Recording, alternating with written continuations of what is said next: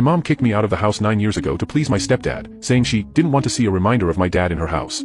Now that I'm about to have my daughter, she comes back and says it's my obligation to name my daughter after her as a tribute. Mind you, we hadn't spoken in 9 years, so it was definitely weird. She didn't ask anything about me and just jumped straight into talking about my daughter. That's when, out of nowhere, she told me she'd always dreamed of having a granddaughter named after her and was happy her dream would finally come true.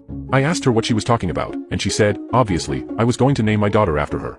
For context, my great-grandmother did the same with my grandma, and my grandma did it with my mom, so I guess my mom assumed I'd do the same.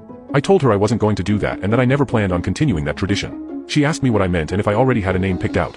I said no, just that I didn't want to name my daughter after her because she didn't mean anything to me anymore and hadn't been my mom for a long time.